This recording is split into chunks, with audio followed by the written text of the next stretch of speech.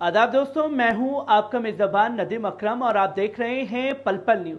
आज का प्रोग्राम बेहद अहम है क्योंकि मिडल ईस्ट में हलचल तेज हो चुकी है। ईरान, इजराइल और अमेरिका की सियासी और जंगजू हरकतें अब एक निर्णायक मोड़ पर है। तो चलिए आज की सबसे बड़ी और ताजा खबरों पर नजर डालते हैं जो हाइलाइट्स आपकी स्क्रीन पर है। ईरान आईआरजीसी का धमाकेदार ऑपरेशन। आईआरजीसी ने सिस्तान बलूचिस्तान में मौसाद से जुड़े 69 दहशतगर्दों को मार गिराया। ट्रंप का इजराइल पर पहला बड़ा वादा। डोनाल्ड ट्रंप अपने वादे से मुकर गए हैं और इजराइल को हथियारों की खुली सप्लाई देने का ऐलान भी कर दिया है। ईरान की सख्त चेतावनी कि अमेरिका में सत्ता परिवर्तन के दौरान इजराइल की बेलगाम कार्रवाइयां मिडल ईस्ट और दुनिया के लिए तबाही ला सकती हैं। ईरान का ट्रंप की साजिश की अफवाहों का खंडन कर दिया है। जी हां, ईरान ने अमेरिकी मीडिया रिपोर्ट्स को खारिज किया जिसमें दावा किया गया था कि ईरान ने बाइडेन को खत लिखकर ट्रंप की कत्ल की साजिश करने का यकीन दिलाया है,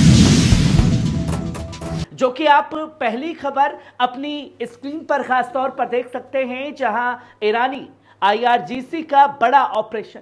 सिस्तान बलूचिस्तान में 70 मौसाद से जुड़े दहशतगर्दों को मारा गया या गिरफ्तार कर लिया गया। ईरान के Islamic revolutionary guard corps IRGC ने एक बड़े काउंटर टेररिज्म ड्रिल में 70 दहशतगर्दों को मारा है या गिरफ्तार किया है। यह इस्राएली जासूसी एजेंसी मौसाद से जुड़े हुए थे। इन ऑपरेशंस के तर्जुमान जनरल अहमद शफाई ने शुक्रवार को साफ तौर पर बताया कि शहीद अमन ड्रिल के दौरान कुल 23 दहशतगर्द मारे गए, 46 को गिरफ्तार किया गया, जो कि सिस्तान बलूचिस्तान सूबे में 1 नवंबर से शुरू किया गया था। इस दौरान 7 दहशतगर्दों ने खुद को कानून के हवाले भी कर दिया। जनरल शफाई ने कहा कि दहशतगर्दों की हकीकत यह है कि वे घमंडी ताकतों, खासकर शरारती ज़ायोनी निजाम की खुफिया एजेंसी पर निर्भर हैं। उन्होंने आगे ये साफ तौर पर कहा कि दहशतगर्दी के पास मौजूद हथियार दुनिया के सबसे अत्याधुनिक किस्म के हैं, जो उनकी भारी निर्भरता को जाहिर भी करते हैं। दोस्तों, अधिकारियों ने यह साफ तौर पर बताया कि पकड़े गए दहशतगर्दों में कई गैर ईरानी थे, जिन्हें विदेशी खुफिया एजेंसियों ने ईरान के अंदर तबाही और दहशतगर्दी के लिए भेजा हुआ था। और यह एक बड़ी साजिश ईरान के खिलाफ रची गई थी दोस्तों, जहां मोसाद के इन एजेंटों को लगता था कि ईरान को कभी पता नहीं चलेगा, यहां इजराइल से हमला होगा, तमाम तरीके से अमेरिका भी उसका सहयोग करेगा। पर दूसरी तरफ जो पाले हुए दहशतगर्द हैं पूरी दुनिया में अमेरिका और इजराइल के, वो खुल करके ऐसी घटनाओं को अंजाम देते रहे हैं। और बीते 1 साल की जंग में यह दुनिया के सामने चेहरा आ चुका है कि आईडीएफ ही आईएसआईएस है और आईएसआईएस ही आईडीएफ है। और इन लोगों को हथियार मुहैया कराने का काम कोई और नहीं बल्कि खुद अमेरिका करता रहा, क्योंकि अमेरिका यह चाहता है कि उसके हथियारों का कारोबार जो है फले फूले। अब आपको दहशतगर्द से भी किसी देश को लड़ना होगा, हथियारों की जरूरत पड़ेगी, वो हथियार मुहैया कराने का काम जो है अमेरिका करेगा। और अमेरिका जब हथियार देगा तो उसकी जेब में पैसा जाएगा या किसी देश को दूसरे देश से लड़वाने का काम किया जाएगा। जो पूरी तस्वीर लगातार लोगों के सामने आती रहती है, पर इस मंसूबे को ईरान ने पूरी तरह से नाकाम कर दिया है और 70 मौसाद के एजेंटों को ढेर करने का काम किया है। वहीं आप दूसरी खबर देख सकते हैं कि ईरान का बड़ा दावा। जी हां, संयुक्त राष्ट्र में ईरान के अस्थायी मिशन के उन अमेरिकी मीडिया रिपोर्ट्स का सख्त खंडन किया गया है जिनमें कहा गया था कि तेहरान ने पिछले महीने अमेरिकी राष्ट्रपति जो बाइडेन को खत भेजकर यह यकीन दिलाया कि उसने साबिक राष्ट्रपति डोनाल्ड ट्रंप की कत्ल की कोई साजिश नहीं रची। वॉल स्ट्रीट जर्नल ने अमेरिकी हुकाम का हवाला देते हुए दावा किया था कि 14 अक्टूबर को ईरान ने बाइडेन की एडमिनिस्ट्रेशन को एक लिखित पैगाम में कहा कि वे ट्रंप को निशाना नहीं बना रहा, जिन पर ईरान कुदूस फोर्स के शहीद कमांडर जनरल कासिम सुलेमानी की कत्ल की सीधे जिम्मेदारी ठहराता है। ईरान के मिशन ने इन रिपोर्ट्स पर तबसरा करते हुए साफ तौर पर यूएन में कहा कि वे ममालिक के दरमियान तबादला किए गए रस्मी पैगामात की तफसीलात पर कोई सार्वजनिक बयान जारी नहीं करता। मिशन ने यह जोर देकर के कहा कि तेहरान में हमेशा शहीद सुलेमानी के कत्ल का कानूनी और अदालती तहरीक के जरिए पीछा किया गया है और यह मामला अंतर्राष्ट्रीय कानून के मकबूल उसूलों का पूरी तरह से पालन करता है। जून में ईरान ने अमेरिकी हुकूमत और फौजी हुकाम के खिलाफ एक फर्द जुर्म दाखिल की थी, जिसमें 2020 में शहीद सुलेमानी की कत्ल का मामला शामिल था। तेहरान प्रांत के अदालती चीफ अलगासी मेहर ने बताया कि 12,000 से ज्यादा दस्तावेज जमा करने के बाद 164 पन्नों का चार्जशीट 73 अमेरिकी हुकाम के खिलाफ जारी किया गया। ईरान के वजीर खारजा अब्बास अरगाची ने भी पिछले हफ्ते अमेरिकी इल्जामात को सिरे से खारिज कर दिया था दोस्तों, जिसमें तेहरान को ट्रंप की कत्ल की साजिश से जोड़ने की कोशिश की गई थी। इससे पहले भी ईरानी वजारत खारजा के तर्जुमान इस्माइल बघाई ने भी इन इल्जामात को एक तरह से साजिश बताया था और कहा कि जिसे इजराइल और ईरान से बाहर मौजूद मुखालिफ ग्रुप्स द्वारा रचा गया है। उन्होंने साफ तौर पर कहा कि इन इल्जाम का मकसद वॉशिंगटन और तेहरान के दरमियान तनखीद को और बढ़ाना है, जो कि तस्वीरें लगातार लोगों के सामने आती रहती हैं और ये इल्जामात बिल्कुल बेबुनियाद हैं कि ट्रंप का कत्ल करना चाहते हैं। पर ट्रंप की जिस तरीके से नीतियां रही हैं दोस्तों, खासतौर पर पिछले शासन के दौरान ईरान के खिलाफ, और ईरान ने अपनी मजबूती से अपने आप को मजबूत किया और आईना दिखा दिया दुनिया को, और ये वही फ्रस्ट्रेशन है सुपर पावर अमेरिका की। वहीं आप तीसरी खबर अपनी स्क्रीन पर देख सकते हैं, ईरान की सख्त चेतावनी।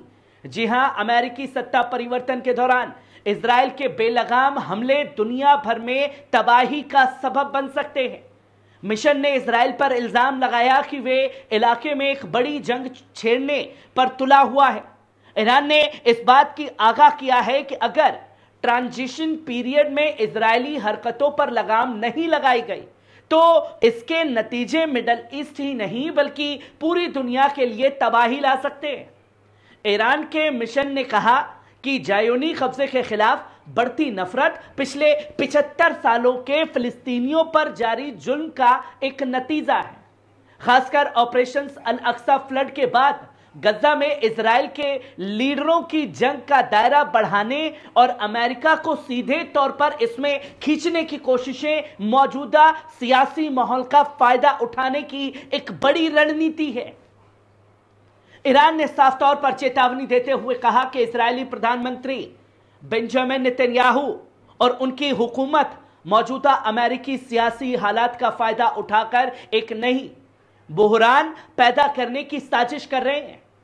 उन्होंने साफ तौर पर कहा कि इन खतरनाक मंसूबों को हकीकत बनने नहीं देना चाहिए, क्योंकि यह और अधिक खून खराबे का सबब बनेगा।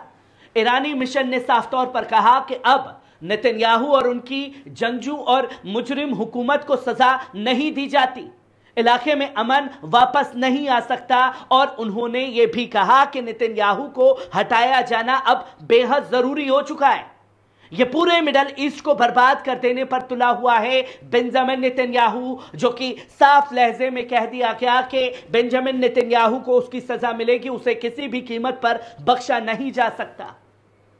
और अमेरिका को यह बात समझनी पड़ेगी कि अपने जाति मफाद के लिए नेतन्याहू अमेरिका को इस जंग में खींच के ला रहा है, जहां पहली बात बताई गई कि गजा में फायरबंदी लागू होगी और इंसानी मदद पहुंचाई जा सकेगी, जो कि नहीं हुआ।